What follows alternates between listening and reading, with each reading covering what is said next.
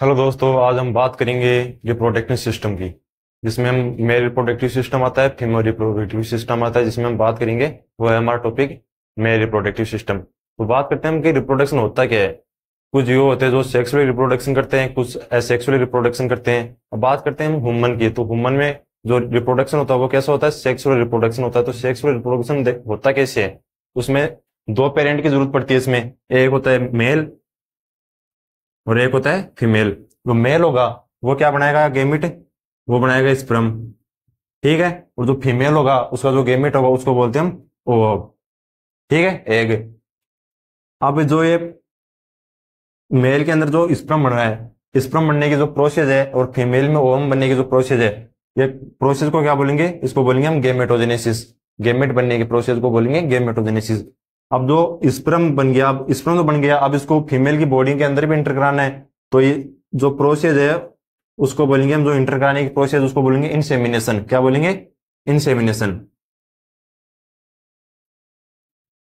Insemination, ठीक है। अब स्पर्म है वो फीमेल बॉडी के अंदर इंटर कर चुका है, आवाज आने के बाद में क्या होगा, इसमें फ्यूजन होगा, रिप्रोडक्शन होगा। रिप्रोडक्शन होने के बाद में जो जायगोट बनेगा, और जो जायगोट बन जाएगा, जायगोट बनने के बाद में उसका जो 9th मंथ तक प्रेगनेंसी पीरियड बोलते हैं जिसको, वहां उसका डेवलपमेंट होगा, और 9 मंथ के बाद उसका बर्थ हो जाएगा बेबी का, ठीक है। ये हो गया हमारा रिप्रोडक्शन सिस्टम। अब रिप्रोडक्शन सिस्टम बात करते हैं कि मेरे रिप्रोडक्टिव सिस्टम है, इसमें कुछ ऑर्गन्स आते हैं जो रिप्रोडक्शन में हेल्प कर रहे हैं। तो उनकी बात करते हैं, कौन सी डक्ट्स है, कौन सी ग्लैंड्स है, कौन से ऑर्गन्स है, उनकी बात करते हैं। तो इसमें एक्स्ट्रा तो प्राइमरी सेक्स ऑर्गन को इसलिए बोलते हैं कि इतने इंपॉर्टेंट है कि इनके बगैर आगे की जो प्रोसेस होती है रिप्रोडक्शन की वो होगी नहीं। अब क्यों नहीं होगी, कि जो टेस्टिस होता है इसके अंदर क्या बनता है, स्पर्म बनता है। अब अगर स्पर्म ही नहीं बनेगा तो आगे रिप्रोडक्शन प्रोसेस, रिप्रोडक्शन के लिए जरूरी क्या है, मेरे रिप्रोडक्शन के लिए स्पर्म। अब स्पर्म ही नहीं बन रहा तो आगे प्रोसेस कैसे होगी, नहीं होगी ना। तो ये इसलिए इनको बोलते हैं प्राइमरी सेक्स ऑर्गन, ठीक है। इसमें कुछ सेक्स हार्मोन आते हैं, कुछ मेल सेक्स हार्मोन आते हैं, जैसे कि टेस्टोस्टेरोन हो गया, एलएच हो गया, एस्ट्रोजन हो गया। ये क्या हो गया, सेक्स हार्मोन हो गया, फीमेल में अलग होते हैं, ठीक है। अब टेस्टिस के अंदर स्पर्म बन गया, अब इसको आगे ले जाना भी तो है, ट्रांसपोर्ट का कार्य भी करना है। तो ट्रांसपोर्ट का कार्य कौन करेगी, असेसरी डक्ट्स। असेसरी डक्ट की बात करें तो इसमें कौन सी आ जाएगी, स्मॉल डक्ट्स आ जाएगी, वास डिफरेंस आ जाएगा, एपिडाइमिस आ जाएगा, और वास डिफरेंस आ जाएगा, और एजुकुलेटरी डक्ट आ जाएगी, ठीक है। ये क्या होगी, ले जाने का कार्य करेगी, ट्रांसपोर्टेशन का कार्य करेगी कौन, असेसरी डक्ट्स, स्पर्म को लेके जाएगी आगे, ठीक है। अब बात करते हैं असेसरी ग्लैंड। असेसरी ग्लैंड की बात करें तो ये क्या कुछ सीक्रेशन करेगी जो मेरे रिप्रोडक्टिव सिस्टम में हेल्प करेंगे। जो इसमें सीक्रेशन का कार्य कौन करेगी, ये 3 ग्लैंड करेगी, कौन कौन सी। फर्स्ट आती है इसमें सेमिनल वेसाइकल, सेकंड आएगी इसमें प्रोस्टेट ग्लैंड, और जो लास्ट आएगी थर्ड वो आएगी काउपर ग्लैंड। इसी को बोलते हैं, दूसरा नाम और इसका बल्बोयूरेथ्रल।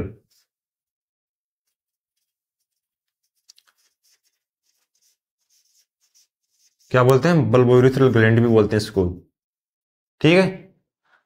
अब सेमिनल वेसाइकल है, तो ये ग्लैंड क्या कार्य करेगी, इसका फंक्शन की बात करें तो ये न्यूट्रिशन प्रोवाइड कराएगी किसको, स्पर्म को, और उस क्या करेगी, उसको मोटिलिटी प्रोवाइड कराएगी स्पर्म को, ठीक है। और जो सीक्रेशन है इसका सेमाइनल वेसाइकल का, ये कैसा होगा, एसिडिक होगा या बेसिक होगा। तो इसको जो सीक्रेशन होगा वो कैसा होगा, बेसिक होगा, ठीक है। 7.2 इसकी पीएच होती है। तो ये कैसा, 7 से ऊपर जाते कौन सा हो जाएगा, बेसिक नेचर आ जाएगा, ठीक है। और जो सेमाइनल फ्लूइड का सीक्रेशन करेगी, जो न्यूट्रिशन प्रोवाइड कराएगा स्पर्म को, और मोटिलिटी प्रोवाइड कराएगा। अब बात करते हैं प्रोस्टेट ग्लैंड की। तो प्रोस्टेट ग्लैंड ये प्रोस्टेट फ्लूइड का सीक्रेशन करेगी, जो क्या कार्य करेगा, जो इन्फेक्शन हो जाएगा उसको प्रिवेंट करेगा, ठीक है। और जो सीक्रेशन करेगा वो कैसा नेचर का होगा, वो होगा एसिडिक नेचर का, ठीक है। 7.6.5 इसकी पीएच होती है, ठीक है।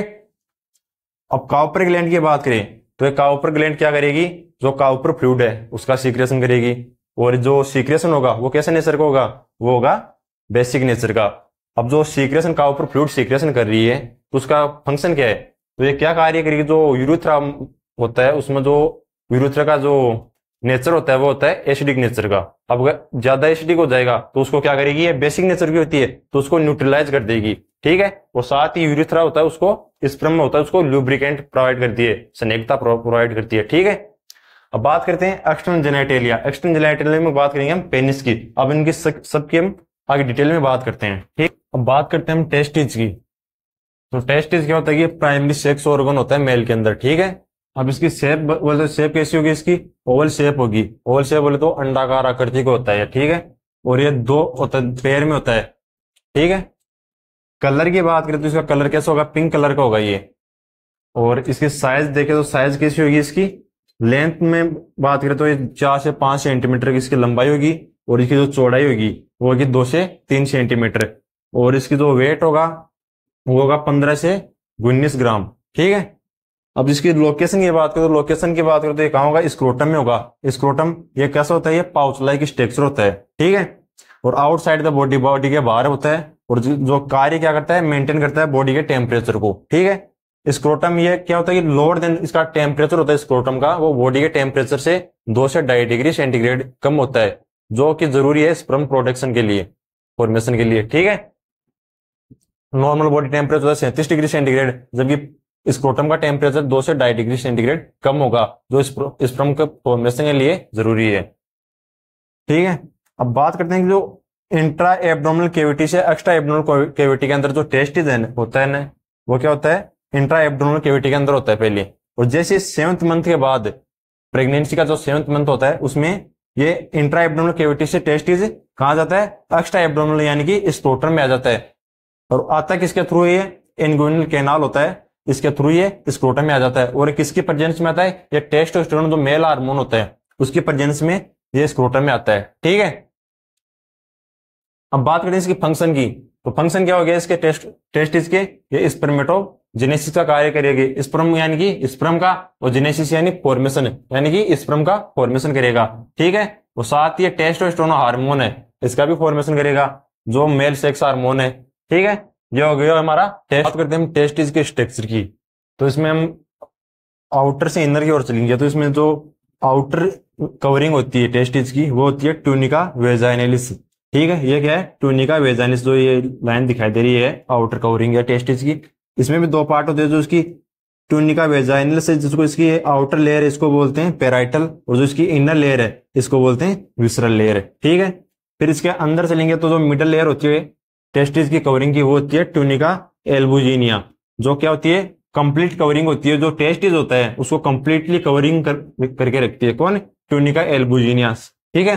साथ ही इसमें ये बनी किसकी होती है, यह होती है WFCT, बोले तो व्हाइट फाइब्रस कनेक्टिव टिश्यू से ये बनी होती है, कौन, ट्यूनिका एल्बुजिनिया, जो कंप्लीट कवरिंग होती है टेस्टिस की, ठीक है।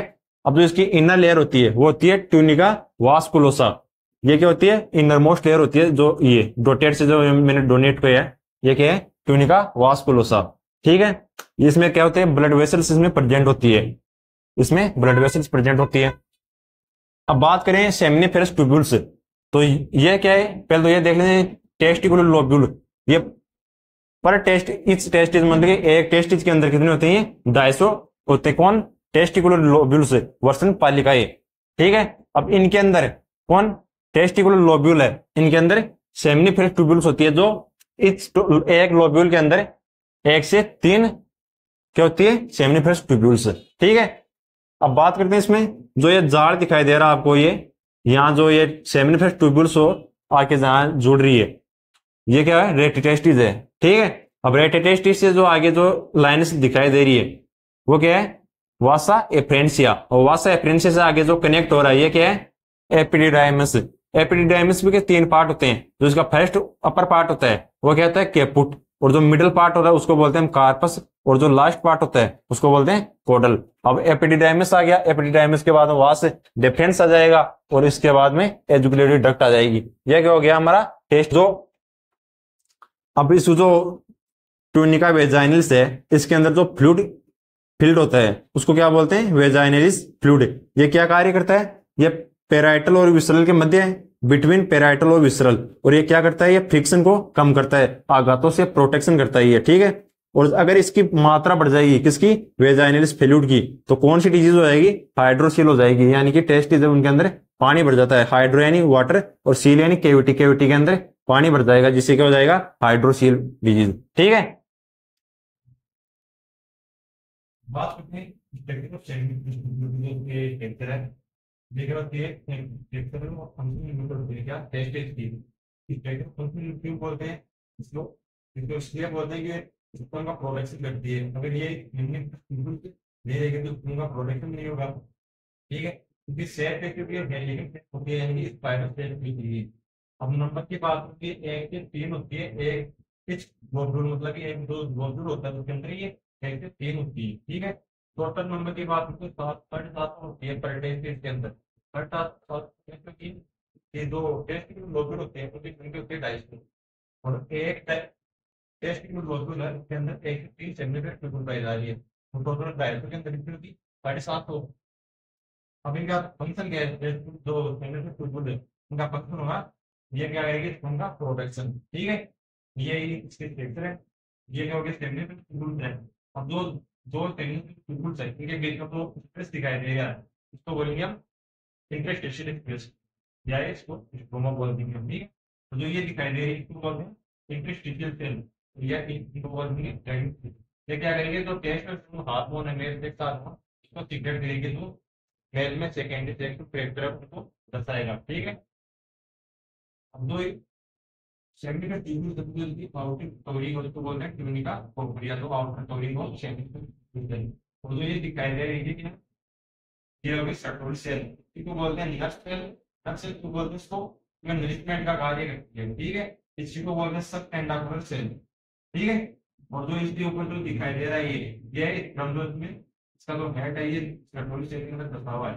ठीक है, और ये इम्यूनोलॉजिकली सेल, तो इम्यून सिस्टम से रिलेटेड होती है, तो कोई भी इन्फेक्शन हो जाता है तो ये प्रोटेक्ट करती है। ठीक है, और ये जो ड्रम एपिथेलियम लीजिए क्या है, ड्रम एपिथेलियम। ठीक है, इसमें दो प्रकार की सेल पाई जाती है, एक बात ये प्राइमरी ड्रम सेल, दूसरी आती है सपोर्टिंग सेल। तो सपोर्टिंग सेल ये कौन होती है, ये सपोर्टिंग सेल होती है, कौन सी सपोर्टिंग सेल सपोर्टिंग का कार्य करती है। ठीक है, नेक्स्ट प्रोवाइड कराती है सिस्टम को।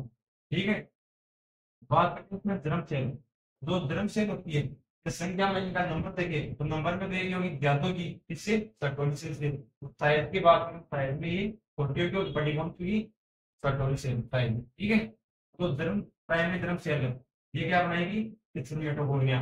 ठीक है, स्पर्मेटोगोनिया आगे जाके कन्वर्ट हो जाएगा प्राइमरी स्पर्मेटोसाइट्स में। तो बहुत स्पर्मेटोगोनिया में कुछ चेंजेस हो गए, तो प्रोसेस को क्या बोलेंगे, चेंज होने की प्रोसेस को स्पर्मेटोसाइटोजेनेसिस।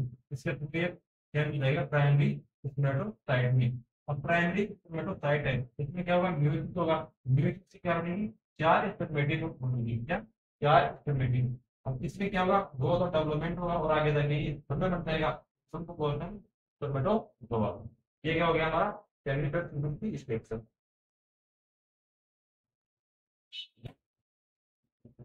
अब बात करते हैं हम फंक्शन ऑफ सर्टोली सेल, जिसमें फर्स्ट आता है हमारा न्यूट्रिशन प्रोवाइड कराती है स्पर्म और जर्म सेल को। ठीक है, सेकंड इसमें रिलीज करती है AMS hormone, anti Mullerian hormone. इसका कार्य क्या है कि जो मुलेरियन ग्लैंड होती है उसको सप्रेस करता ही है। ठीक है, अगली बात करती है इसमें रिलीज करती है एबीपी, एंड्रोजन बाइंडिंग प्रोटीन, जो क्या करती है जो स्पर्म प्रोडक्शन उसको प्रमोट करती है। अगला बात करते हैं इसमें रिलीज करती है इनिबिन हार्मोन, जो क्या है कि ज्यादा मात्रा में अगर स्पर्म प्रोडक्शन हो जाएगा तो उसको सप्रेस करेगी ये। ठीक है, और जो एबीपी है ये प्रमोट करिए बढ़ा रही है स्पर्म प्रोडक्शन को। ठीक है, अगली बात करते हैं फेगोसाइटोसिस ने फंक्शन दर्शाती है। इसमें क्या होता है जो डिफेक्टिव स्पर्म होता है और जो या कोई फॉरिजन पार्टिकल होता है तो उनको क्या करती है फेगोसाइटोसिस उनका भक्षण करती है। ठीक है, अगली forming a blood testis barrier, इसका निर्माण करती है ब्लड टेस्टिस बैरियर का निर्माण करती है कौन Sertoli cell. Supporting spermatogenesis, spermatogenesis process होती है उसमें सपोर्ट करती है स्पर्म के फॉर्मेशन में, और इंपॉर्टेंट रोल परफॉर्म करती है किसमें टेस्टिस के डेवलपमेंट में। ठीक है, प्रोवाइड कराती है मैकेनिकल सपोर्ट, स्पर्म को मैकेनिकल सपोर्ट प्रोवाइड कराती है। अगली बात करते हैं इसमें एरोमेटेज एंजाइम है उसको सीक्रेट करती है। ये एरोमेटेज एंजाइम क्या करता है जो एंड्रोजन हार्मोन होता है उसको कन्वर्ट कर देता है जरूरत पड़ने पे एस्ट्रोजन हार्मोन के अंदर। ठीक है, अगली बात करते हैं इसमें ट्यूबुलर फ्लूइड सिंथेसिस, या ट्यूबुलर फ्लूइड उसको सिंथेसिस करती है सर्टोली सेल, और ऑस्मोटिक ग्रेडियंट बनाए रखती है सर्टोली सेल। ठीक है, ये हमारे फंक्शन हो गए सर्टोली सेल के।